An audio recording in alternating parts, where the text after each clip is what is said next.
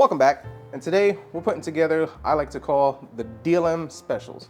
That's right, the DLM specials. And the reason why I call them the DLM specials is because these are computers that I put together for and I sell for about $100 to $200, just depending on the specs and where they line up in the whole gaming atmosphere. And they sell really quick. I could post this thing up and this thing will probably sell within a couple of hours. Happens all the time.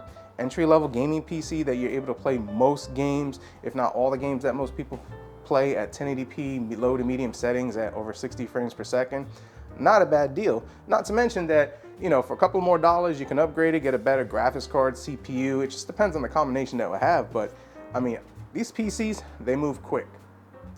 Now, the way I'm able to kind of do this is through the process I like to call PC cannibalization. And I'm finding more and more lately that doing this route is actually becoming more lucrative, more beneficial, in the sense that I could go out, get a whole entire PC for, let's say, $200. We're just gonna use that for $200.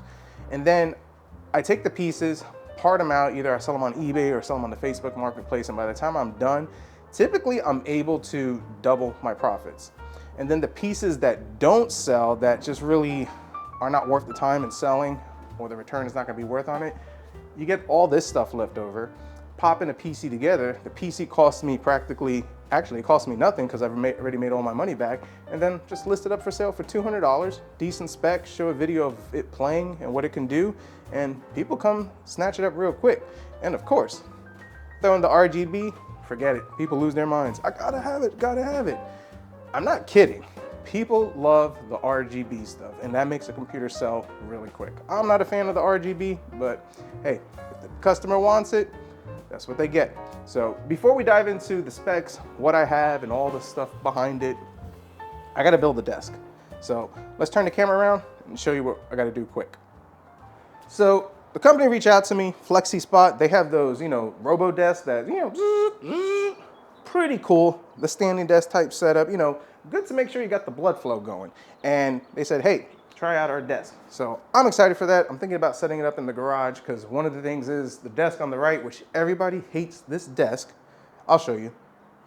Okay, so it's not a desk. It's an old picnic table. Maybe not a picnic table. It's one of those ones like you go to the conventions and all that type of stuff. It folds up. It's a table. It has tons of spray paint, holes, and all that type of stuff on it. And people hate it, but it works good. It was free, which the free is the best price in the world. And I still love it. But one thing about it is that if I got to build a computer on it, you're constantly bending over. If you got back issues, that kind of gets a little cumbersome, tedious, annoying after, you know, doing it for a little bit. So that desk would be pretty cool because, you know, I could do the whole RoboCop thing and, you know, RoboDesk, raise it up right over here and hope the desks don't come alive and try to destroy my world. But that's another story. But anyways, so I'm going to put that desk together, see how it looks, and then we'll build the DLM special PC on it. So I'm just gonna do a quick time lapse of it and I'll show you how it looks.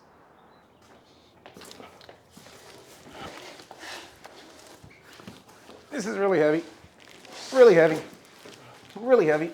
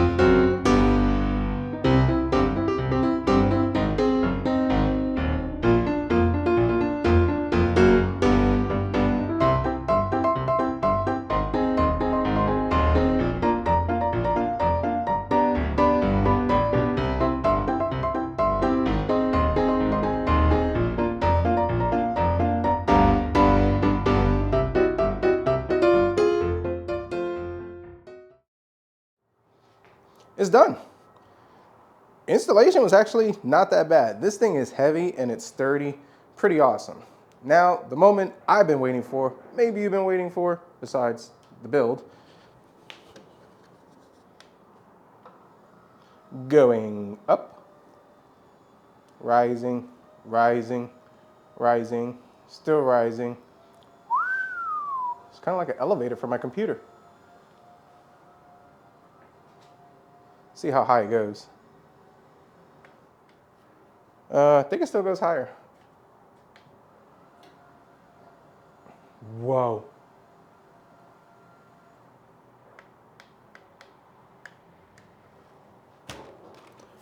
That's pretty cool. Now, obviously, it's too high to build a computer, so we need to come down just a little more.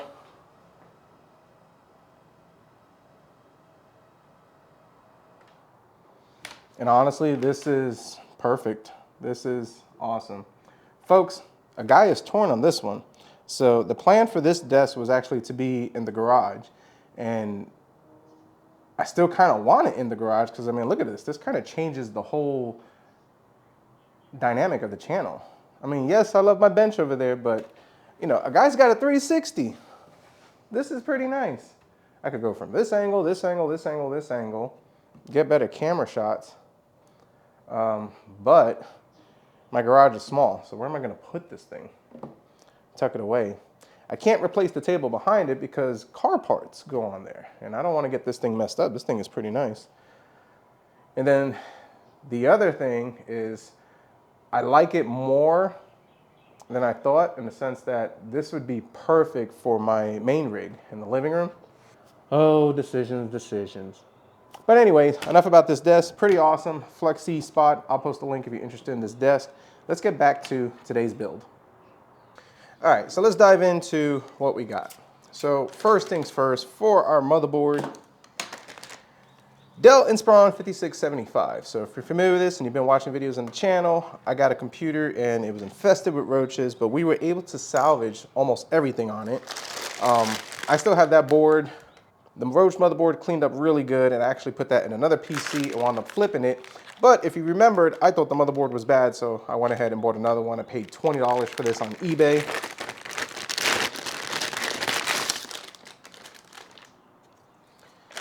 And for the CPU, a Ryzen 5 1400. Still game's pretty decent, not too bad.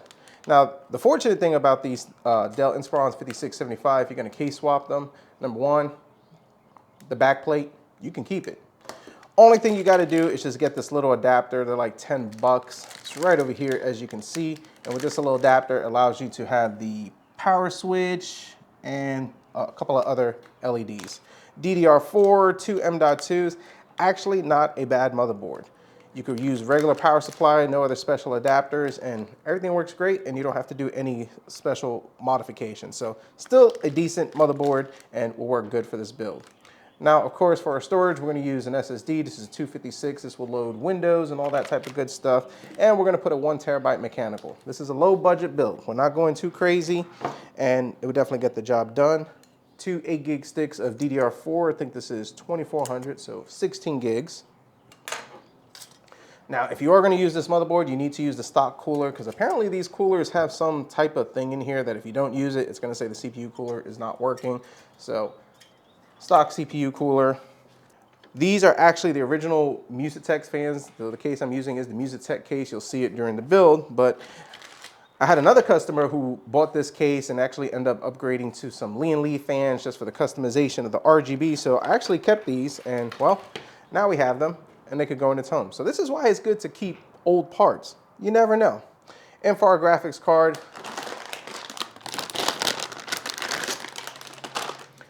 an RX 580, still pretty decent, games pretty well, holds up. Yes, I know there's not driver support, but for a budget build, it's a great starter. And of course, we're gonna be using a 550 watt power supply, some cheap one that I got, still works pretty decent. So with all that being said, I'm gonna go ahead, switch to the build montage.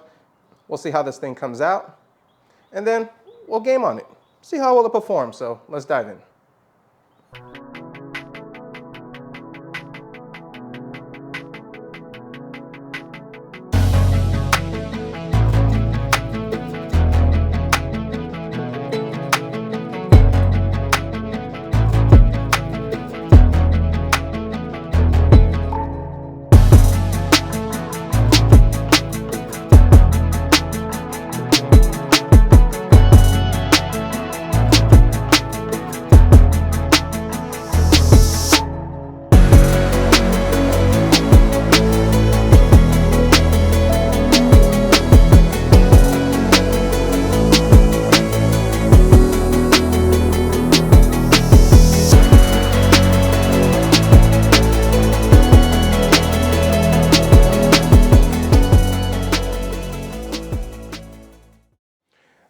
build came out fantastic, and before we dive into the final looks and all that stuff, let's see how well it games. So we're going to start with Shadow of the Tomb Raider. Like I talk all the time about it, it's one of my favorite games. So we're going to run the benchmark, 1080p low settings, and this is with our RX 580. So let's go to Display and Graphics, run our benchmark, and let's see how well this thing performs. So far we're off to a good start. 1080p, low settings, averaging probably going to be about 70 to 80 frames per second when all is said and done. I like to start with low settings so you can get an idea of how smooth the gaming experience can be. Of course, higher settings are going to look a lot better, but you don't want any stutters, you don't want any glitches or hiccups, and low settings is really good to get a feel for it on these older systems. So our average 82 frames per second. The game experience is smooth. We could probably up it up to medium and still stay above the 60 frames per second. Not too bad. Looks good, playable, so checks the boxes. Let's move on to the next one. Moving on to our next game, the Star Wars. So our RX 580 is our weakest link. Our GPU is pegged out at 100%, CPU 46%. So we do have room for improvement, and honestly, there's a lot of graphics card options that are a lot better than this. Of course, you're going to spend a little bit more money. I mean, we got a 1080 we could throw in there, 2060, 2070. There's a lot of different options. But the RX 580 at this point, years later, is more of a budget entry-level GPU, and like I think I mentioned earlier, they're not making drivers for it anymore, so you know, that's a thing. So playing at 1080p, low settings, we're about 40 frames per second, and when we get into a intense battle scene, it drops to 30 frames per second, but it is a smooth, playable experience, enough to get your feet wet. And if you was to spend a couple of dollars and get a better graphics card, obviously, you get a better gaming experience. So let's move on to the next one. So our next game, Fortnite, 1080p, medium settings, just sitting around doing nothing, 100 frames per second, but we're getting to more of an intense scene. It drops to about 70 frames per second, still over 60. And of course, if you need more frames per second, lower the settings to 1080p low settings, and you'll definitely be able to get more. Let's see if we can find somebody to, you know, kind of hang out with. I don't think anybody's around in this area. Maybe? Hello? There we go. Come on, come on, come on, come on, come on, come on, come on, come on. Can't get him, can't get him. If I beat this dude with this Logitech mouse and keyboard thing, no, I didn't. He got me. But anyway, still playable, good experience, game looks good. Let's talk about a few more things, take another look at this computer, and we'll wrap this up. So real quick, before we continue on to the rest of this video, I finally decided what I'm gonna do with this desk, and I'm actually gonna put it in my work area. So my computer setup is in my living room. This is my little corner where I do all my gaming and editing and all that type of stuff. And I built the desk about 4 or 5 years ago. There's a dedicated video on that, so you can definitely check it out if you're interested. It was great. I love the whole floating desk thing, but I made it too small and it wasn't sturdy. This is sturdy, the size is perfect, and I won't feel so cramped when I'm working into it. So I went ahead, popped it in the living room, but as you can see, taking off the old desk, kind of messed up the sheetrock. So got some sanding and, you know, painting to finish up on, which I'm almost done. I just got to buy some paint because I don't have any more paint for this living room, so I need to get that done. But I definitely like this desk. The aesthetic looks real nice. It's very sturdy. The up and down feature is convenient, so you can dial in your seating position, and if you need to stand, that's a thing too. So thank you to FlexiSpot for sending me this. If you're interested, I'll definitely post a link in the description so you can check it out for yourself. It would have been cool to keep this in the garage, but I need it more over here than I do in the garage. So let's go ahead and let's finish this video. So first things first, go over a few things to keep in mind if you're going to do this case swap for this Dell Inspiron. It's an Inspiron 5675 motherboard, has a Ryzen 5 1400, you can put a Ryzen 7 1700, and honestly, this little setup runs really good. No complaints as far as the motherboard and CPU. Definitely gets the job done. I did change one thing, and if you saw it on the camera during the montage, I actually went with a M.2 just because I have a bunch of them, and I have more of those than I do the SSDs. So it's a 256 M.2, and we have a 1 terabyte Western Digital black drive in there. So that works out pretty good. Another thing you might notice is this fan is different. So this is an Arctic 4-pin fan. And the reason why I had to put this fan over here, because if you don't plug a fan into the system fan header right over there, you're gonna get an error when it boots up. Just plug in any 4-pin fan, error is gone. So I have 2 up here for the RGB, 3 over here for the RGB. Good airflow, definitely gets the job done. Now diving into this goodness over here, the USB 2.0 header works fine with no modification. The USB 3.0 header also works fine, no modification needed.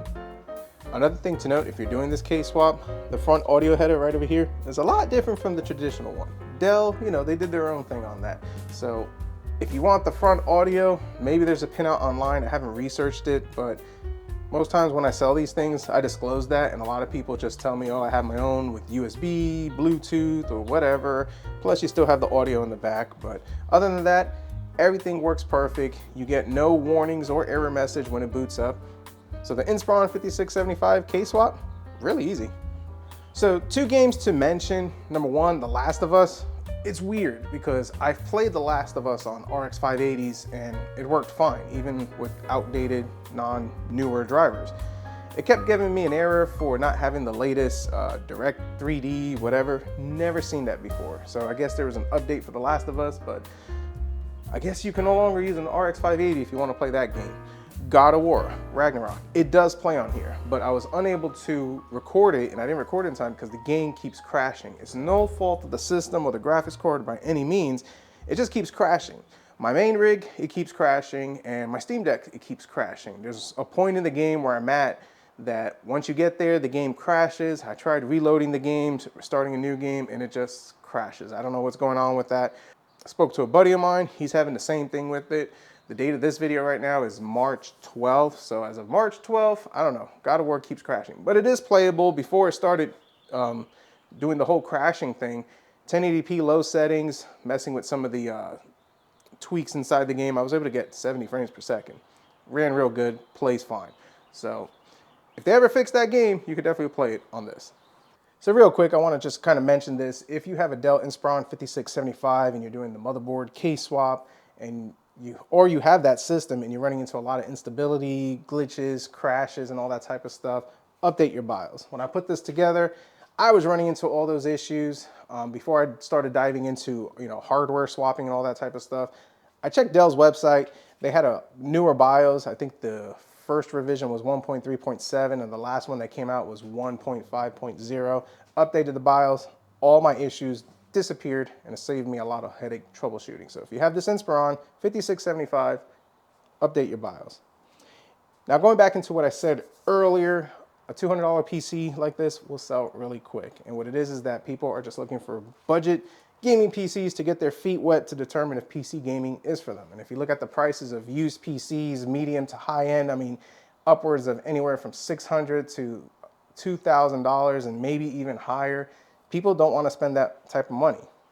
They want to get something that's cheap, that's going to introduce them into this world, and then make the determine if they want to make the investment for something a lot more better later on. And then even looking at this computer, there's still room to upgrade, and that's something that I always disclose with people. Hey, you could put a better graphics card, CPU, better drive, and all that type of stuff. And it's a great way for them to learn, because then they learn how to do their own upgrades, install Windows, and who knows, I've had customers come back to me and say, hey, I got into computers just by buying these cheap computers. And I've been doing this for 15 years, only 6 years on the YouTube platform. And I've heard a lot of great success stories on people just buying cheap computers and then just really diving into it. That's how I started. A cheap computer, learned how to build it, and then I just slowly built up from there. So there is value for this. There is a market for it. It depends a lot on your area. I know some people may say e-waste, but something is worth something to somebody. So kind of diving into what I talked about a little bit earlier, kind of cannibalizing PCs or, parting them out. I'm finding more lately that it's more lucrative to do it that way. It's a little more work, but in the end, you make more money. A couple of weeks ago, I picked up a PC for $200 and it just needed a storage drive and, Windows, obviously. I posted it up for sale for $400 and it sat for a week. And I really didn't get any bites or feelers off of it. Well, I decided to take out the parts and sell them between Facebook Marketplace and eBay. And after all was said and done, I made $700, which netted me a profit of $500, which was a lot more than selling it for about $400 to $500. Just something to consider. I mean, if you think about it with automobiles, if you part out all the parts in the car, every individual part, you can make a lot more money than actually selling the whole car. I guess it's the same thing. Let me know your opinions in the comments.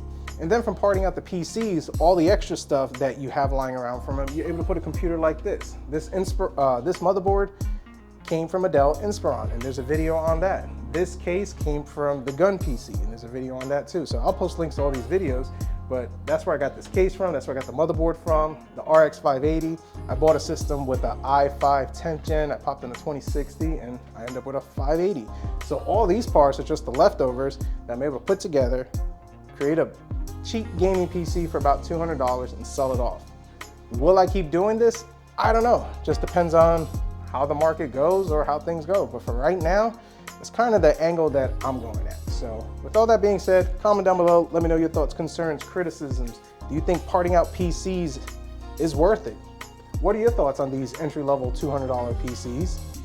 And anything different that you would have done in this build? If you like this video, definitely hit the like button, subscribe if you're not, and as always, we'll see what we come up with next.